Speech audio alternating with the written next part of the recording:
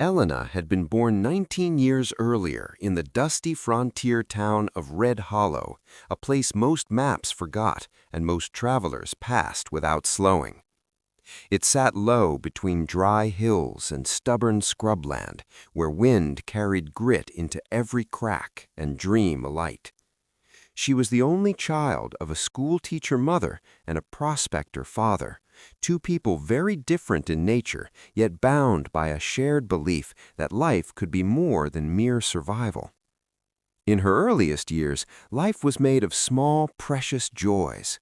Her mother, Clara, believed knowledge was a kind of armor.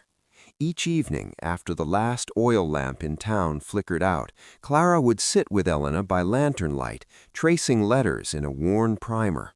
Her finger moved slowly, patiently, guiding Elena's smaller one along the page. When lessons ended, stories began.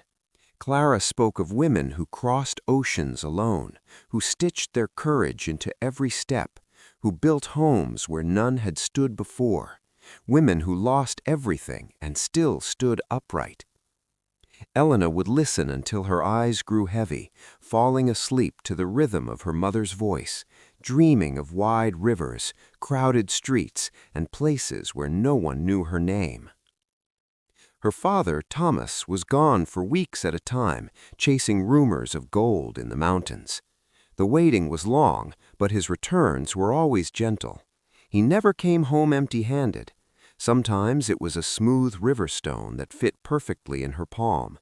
Sometimes it was a crooked wooden whistle he carved himself, or wildflowers tucked behind his ear, like a joke only the two of them shared.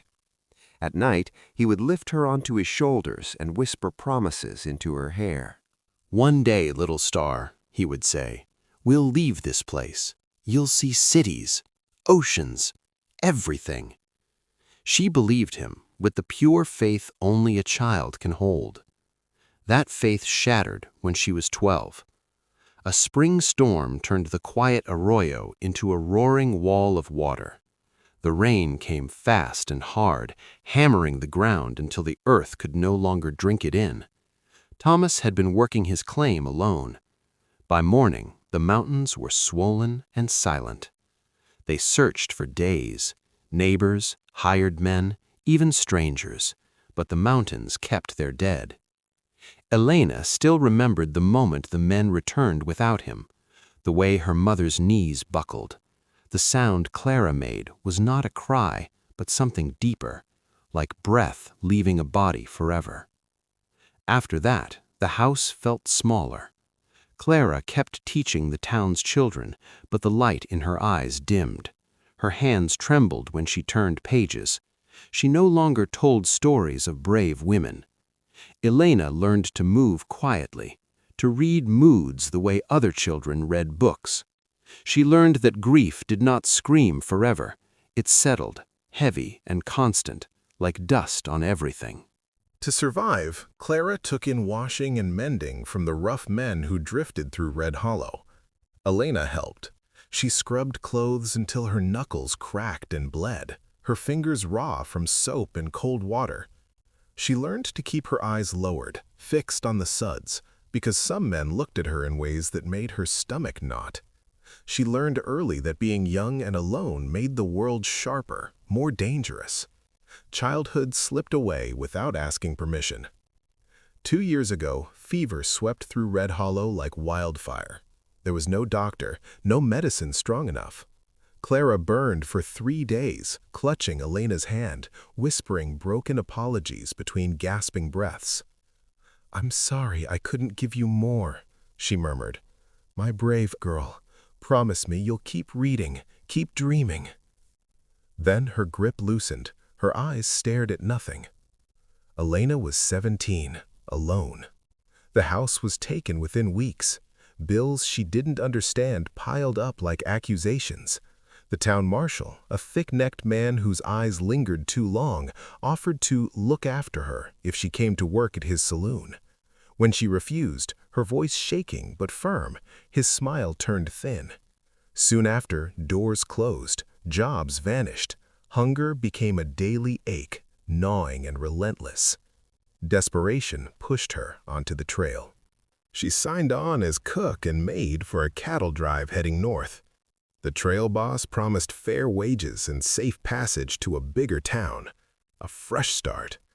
Elena clung to that promise like a lifeline. For a while, it almost felt real. The work was hard but honest. The sky was wide. At night, she would stare into the fire and let herself imagine a future again. Halfway through the drive, the promise died. The boss gambled away the herd in a whiskey-soaked card game to a man named Harlan Crow. Crow was a trader in anything that turned profit: liquor, guns, human lives. When the dust settled, Crow decided wages could be paid in flesh. The women were dragged from their bedrolls in the dark, bound and told they now belonged to him. They were taken to a hidden way station in a sun-bleached canyon, a place where law never reached. Days blurred into nights. They survived on stale bread and bitter water. Elena watched hope drain from the others' faces. She tried to protect the youngest, a 14-year-old named Ruth, stepping between her and Crow's rage. The backhand came fast. Her lips split. Stars burst behind her eyes. She tasted blood and dirt. That night, curled in a corner, she cried silently, pressing her sleeve to her mouth so no one would hear how broken she felt. Months passed. Fear became routine. Her mother's stories turned into painful echoes, beautiful lies told to children who didn't yet know the cost of surviving. Elena stopped praying, stopped imagining escape. She learned to be invisible, to make herself small, to endure. That was the girl who stood on the rough wooden platform in the stifling barn, waiting to be sold. Her shoulders curved inward, guarding what little remained of her. Her eyes were hollow, but somewhere deep inside, something stubborn still breathed. She did not know it yet, but she had not truly broken. When Silas Vance spoke, his voice cut through the noise. It was calm, steady. Not soft, not cruel, just measured. Elena lifted her eyes. He did not leer. He did not smirk. He looked at her as one might look at a person, really look. For the first time in years, something shifted. Not safety, not yet, but recognition. And that was enough. Because even in the darkest places, the smallest crack of light can remind a soul that it is still alive. Elena did not know what tomorrow held. She only knew this: she was still standing. She had survived loss, hunger, fear, and cruelty. Whatever came next, she would meet it as she always had, not because she was fearless, but because she refused to disappear. And somewhere, beneath the dust and bruises, the brave girl her mother believed in was still there, waiting.